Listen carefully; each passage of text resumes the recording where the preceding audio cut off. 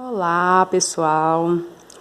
Então, hoje nós vamos para a nossa aula de conjuntos numéricos. Conjuntos numéricos. Bom, na nossa aulinha de conjuntos numéricos, nós vamos iniciar por todos os conjuntos numéricos que a gente estudou até agora.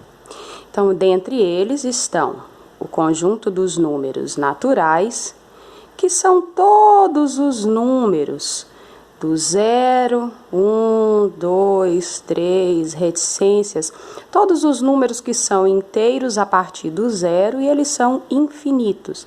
Esses são o conjunto dos números naturais. Além desses, nós temos também o conjunto dos números inteiros, representados pela letra Z, que além dos números naturais 0, 1, 2, 3, infinitamente, nós temos também os números negativos, menos 1, menos 2, menos 3, e também reticências, porque é um conjunto de números infinitos. Além deles, nós temos o conjunto dos números racionais. Quem são os números racionais? Representados pela letra Q, são todos os números naturais, todos os números inteiros, todos os números decimais, todas as frações e todas as dízimas periódicas. Então, aqueles números que se repetem, 0,2222, todas as dízimas periódicas. Além deles, nós temos um conjunto separado, que é o conjunto dos números irracionais, que pode ser representado pela letra I ou pela letra Q com um risquinho em cima. Esse é o conjunto dos números irracionais. O conjunto dos números racionais é um conjunto à parte, um conjunto que não condiz com nenhum desses números aqui. Então, o que está faltando para a gente? Os chamados dízimas não periódicas. Quem são as dízimas não periódicas? São os números, por exemplo, que não têm raiz quadrada exata, raiz quadrada de 2. É um número que não tem raiz quadrada exata, é um número com vírgula, é um número decimal, mas não é uma dízima periódica, é um número que ele não tem fim e ele não repete os algarismos sucessivamente. Além deles, nós temos um muito famoso, que é o π, que é aproximadamente 3,14, mas não é 3,14, é aproximadamente, é um número que chega próximo disso. Todos esses números aqui, eles fazem parte de um conjunto maior, chamado de conjunto dos números reais. Então, quem são os números reais? São todos os números naturais, inteiros, racionais e irracionais. Todos esses números fazem parte do conjunto dos números reais. Bom, além disso, nós temos também que fazer uma revisãozinha na nossa reta numérica. A reta numérica, ela é uma reta que ela é infinita para os dois lados. Aqui no centro a gente chama de origem, que é o ponto 0. Tudo que está para a direita da minha reta são números positivos. E tudo que está para a esquerda são números negativos. Então, esses números negativos aqui tem, por exemplo, menos 3/4, que é uma fração. Tem o número menos 5, que é um número inteiro. Então, tem o número aqui também, menos 10,6, que é um número racional, um número com vírgula também, todos nessa parte negativa. Na parte positiva, nós também temos números naturais, temos números inteiros, temos números racionais, por exemplo, 4,3333, uma dízima periódica. Nós temos também os números irracionais, como por exemplo aqui o π, que é aproximadamente 3,14. Então, na nossa reta numérica, tudo que está para a esquerda da reta são números negativos, tudo que está para a direita da reta são números positivos. Bom, além disso, nos conjuntos numéricos nós temos alguns símbolos que são importantes, por exemplo, o asterisco. Esse asterisco significa que o conjunto não tem o zero. Ou seja, eu quero os números que são não nulos, ou seja, são diferentes de zero. Por exemplo, se eu disser que eu quero os números inteiros e colocar um asterisco, eu estou dizendo que eu quero todos os números negativos, vou saltar o zero, porque o asterisco indica que eu não quero o zero, e vou a partir do 1 novamente e continuar o meu conjunto. Então, esse asterisco indica que são os números inteiros não nulos. Além disso, nós temos também o sinalzinho de mais. Esse maisinho significa que eu quero os números que são não negativos. Professora, números não negativos e números positivos é a mesma coisa?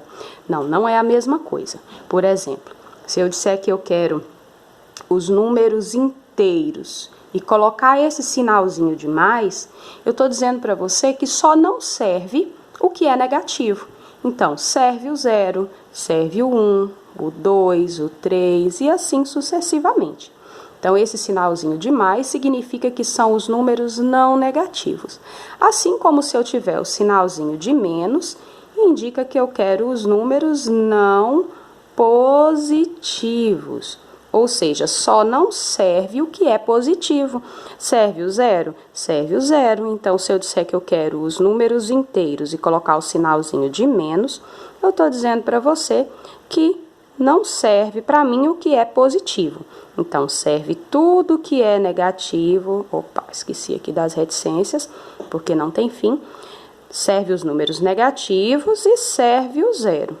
Se eu quiser não ter o 0, por exemplo, ter apenas os números inteiros e os números inteiros positivos, então significa que eu tenho que colocar o Z, o sinalzinho de positivo e o asterisco, que aí indica que só serve para mim o que é positivo, não serve o 0, porque o asterisco significa que não tem o 0. Então, isso aqui para mim seria 1, 2, 3, 4 e infinitamente, porque eles são infinitos, ok?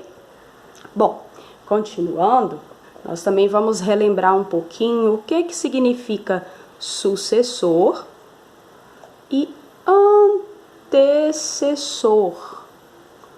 Bom, sucessor é aquele que vem depois. Antecessor é o que vem antes. Então, se eu disser para você que eu quero saber quem é o sucessor de 999, sucessor é o que vem depois. Então, depois do 999 vem o 1000. Opa, coloquei um 0 a mais, é o 1000. E antes do 999 é o antecessor. O antecessor de 999 é 998. Então, aí nós temos o sucessor e o antecessor de 999. Um outro nomezinho que também tem o mesmo significado de sucessor é o nome consecutivo. Consecutivo. Então, por exemplo, eu poderia perguntar: quem é o consecutivo par do número 603? O consecutivo par do 603 é 604. Se eu perguntar quem é o consecutivo ímpar de 603, o consecutivo ímpar de 603 é 605. E tem mais duas palavrinhas que elas são muito importantes e que trazem um pouco de confusão na nossa cabeça, que são as palavrinhas oposto e inverso. Qual é a diferença entre oposto e inverso? Vamos supor que eu vou colocar o número aqui 3/7. 3/7 eu vou tomar como base. O oposto de 3/7 e 3/7, oposto, a gente troca o sinal. A gente trabalha com sinal.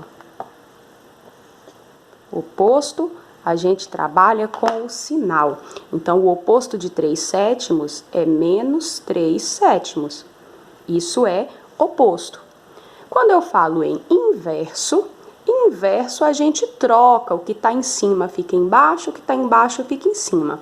Então, o inverso de 3/7 é 7/3.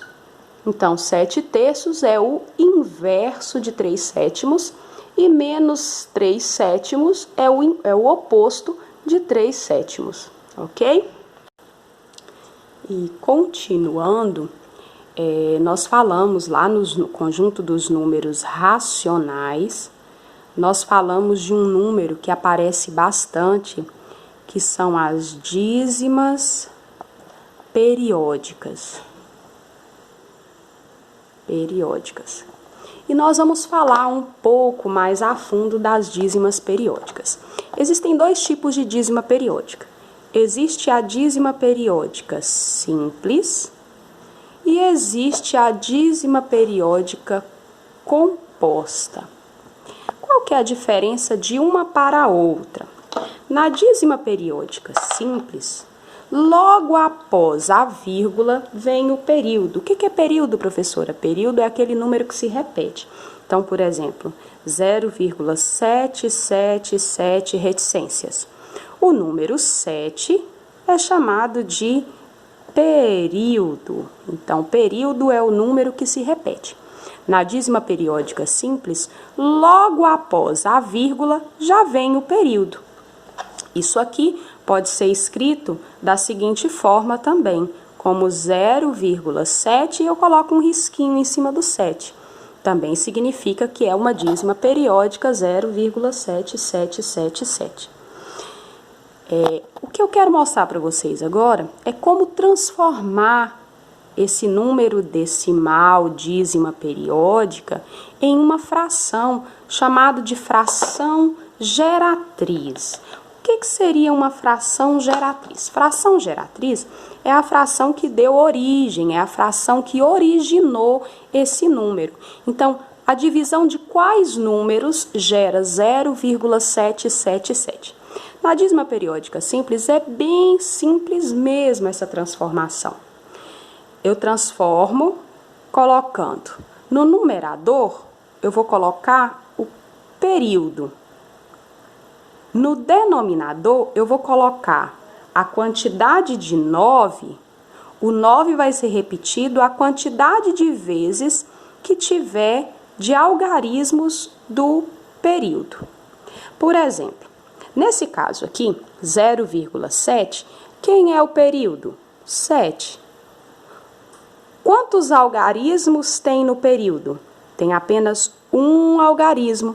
Se tem apenas um algarismo, eu vou colocar apenas o 9 uma vez.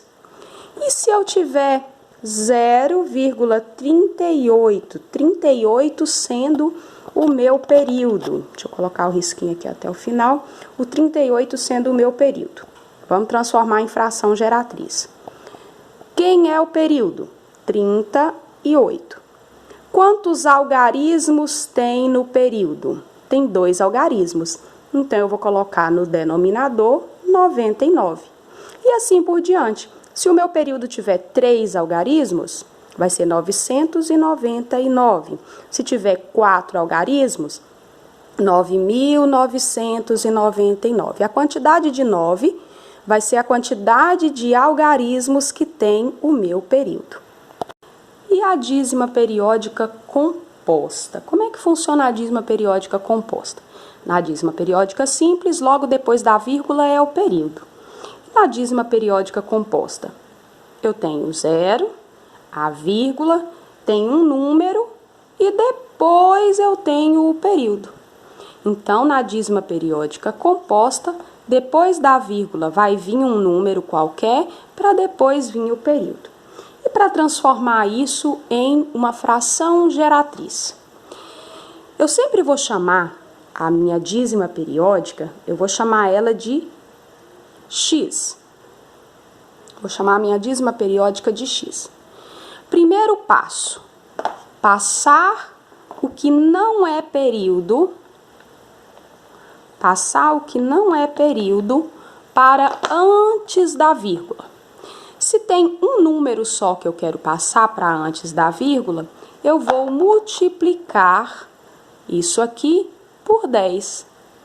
Vou colocar aqui um pontinho para não confundir. Vou multiplicar por 10. Então, vai ficar 0,4333 vezes 10, 4,3333. O que era x? 10 vezes x, 10x. Então, primeiro ponto. Segundo ponto, eu vou passar o que não é período e o período para antes da vírgula. Então, agora eu tenho 2 algarismos para passar antes. Então, significa que são 2 algarismos, eu vou multiplicar por 100. Então, vamos multiplicar por 100. Lembrando que a multiplicação é sempre vezes esse primeiro número aqui que eu multipliquei, que é o x, tá?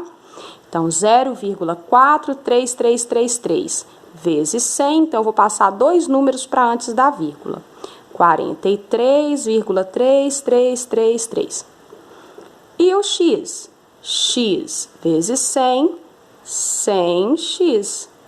Bom, aqui, agora eu tenho um sisteminha. E esse sisteminha é só diminuir agora o de baixo pelo de cima. 43,3333 menos 4,333. Olha que legal que acontece aqui. Eu tenho 43,3333 reticências. Menos 4,3333 reticências. 3 menos 3 é 0, 3 menos 3, 0, 0, 0. Então, tudo isso aqui vai virar em 0. 43 menos 4, 39. Ou seja, 43,333 menos 4,333 é 39. E o x? 100x menos 10x, 90x. E eu vou isolar o meu x. Ó, 39, o 90 está multiplicando, vai passar dividindo. Então, a minha dízima periódica 0,4333 tem como fração geratriz 39/90. Professora, mas tem como simplificar. Pode simplificar? Deve simplificar. Então, nós vamos simplificar aqui, dá para simplificar por 3. Então, a minha dízima periódica vai ter como fração geratriz 13/30. E assim a gente faz a transformação de dízima periódica composta. Bom, vamos para um exemplo aqui, tá? Lá no módulo 7, diz assim: para o reflorestamento de uma área, deve-se cercar totalmente com tela os lados de um terreno, exceto o lado margeado pelo rio, conforme a figura. Cada rolo de tela que será comprado para a confecção da cerca contém 48 metros de comprimento. A quantidade mínima de rolos que deve ser comprada para cercar esse terreno é... Bom, se eu vou cercar, vou colocar a tela aqui no meu terreno, um dos lados do terreno mede 81 metros. O outro lado do terreno mede 190 e o outro lado 81. Como ele falou aqui, a parte que tem o rio, porque o terreno ele é 81 190, 81, e desse lado aqui é o rio. Então, na parte que tem o rio, nós não vamos cercar. Então, a primeira coisa a se fazer é encontrar o perímetro. Para encontrar o perímetro, eu vou somar os lados. Então, vamos somar os lados aqui. 2, 9, 8 mais 8, 16, 16 com 9, 25. Vão 2, 2 mais 1, 3. Então, o meu perímetro é 352 metros. O exercício disse que cada rolo de tela tem 48 metros. Então, eu vou dividir 352 dividido para 48, que vai dar aproximadamente 7,3. Bom, mas o moço da loja lá, ele só vende o rolo inteiro. Então, 7,3 não vai dar, se eu comprar apenas 7 rolos, não vai dar para eu cercar tudo. Então, eu vou ter que comprar 8 rolos de tela. E 8 rolos de tela corresponde à letra C dessa questão. A questão número 2 diz assim: considerando os conjuntos Z dos números inteiros e Q dos números racionais, qual dos números seguintes não pertence ao conjunto Z união com Q menos Z interseção com Q? Bom, a primeira coisa aqui a se lembrar, a relembrar, é união e interseção. Esse símbolo aqui, que é o símbolo de união, significa que eu tenho que juntar tudo, então junta tudo. Esse símbolo aqui de baixo é o símbolo interseção. O símbolo de interseção significa que eu quero apenas o que há de igual entre os conjuntos. Então, vamos ver aqui. O primeiro lá, ele fala que é o conjunto dos inteiros unido com o conjunto dos números racionais. Os inteiros junto com os racionais, se os inteiros estão dentro dos racionais, então a união disso tudo aqui é o conjunto dos números racionais. Então, são todos os números racionais. Aí, depois ele tem um menos, então o menos acompanha os dois. Conjunto dos inteiros, interseção com o conjunto dos números racionais. Interseção, o que tem de igual nesses dois conjuntos? O conjunto dos números inteiros. Então, agora a gente tem os racionais. Todos os racionais menos os inteiros. Vamos relembrar. Conjunto dos naturais, conjunto dos inteiros, conjunto dos racionais. Então, ó, e ali ele falou que são os racionais, então tudo isso aqui. Mas eu vou tirar o que é inteiro. Então, eu vou tirar todos os números inteiros. Os naturais são inteiros? Sim, então eu tenho que tirar os naturais também. Então, o que sobrou? Sobraram as frações, sobraram os números decimais e sobraram as dízimas periódicas. Bom, nas alternativas nós temos menos 2/3. Ele falou assim, considerando os conjuntos, qual dos números seguintes não pertence ao conjunto? Então, menos 2/3 é fração, então esse aqui pertence. Menos 0,777, dízima periódica, ok, também pertence. Na letra C, o zero. Bom, o zero, ele está dentro do conjunto dos naturais e dos inteiros, então o zero não está. Logo, a nossa resposta correta é a letra C dessa questão. A questão 3, ela diz, escreva na forma MN a soma 0,222 mais 0,2333. Bem, então aqui a gente tem uma dízima periódica simples, e aqui nós temos uma dízima periódica composta. Então, a gente vai ter que fazer separadamente uma da outra. Vamos para a dízima periódica simples, que é a mais fácil delas. Quem é o período? O 2. Quantos algarismos tem o período?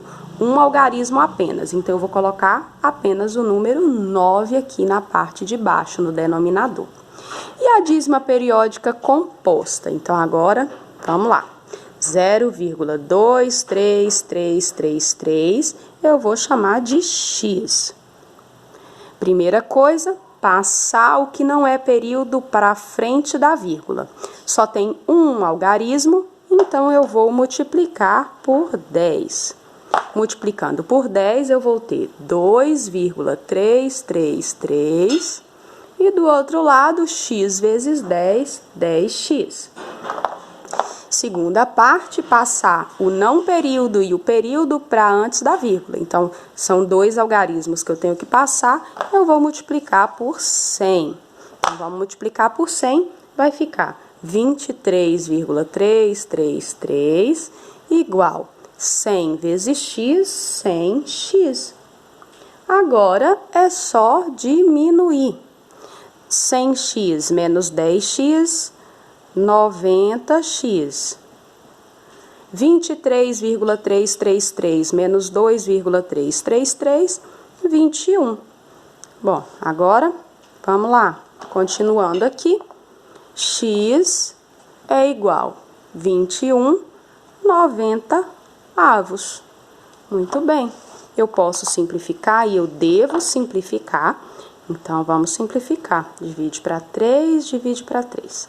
21 divide para 3, 7. 90 divide para 3, 30. Então, agora eu vou somar esses dois números. 2 nonos mais 7, 30avos. Então, vamos somar. 2 nonos mais 7 30avos, eu preciso tirar o mínimo múltiplo comum de 9 e 30, é 90. 90 divide para 9, 10 vezes 2, 20. Mais 90 divide para 30, dá 3 vezes 7, 21. 21 mais 20, 41, 90avos. E aí nós temos o resultado da nossa adição de dízimas periódicas.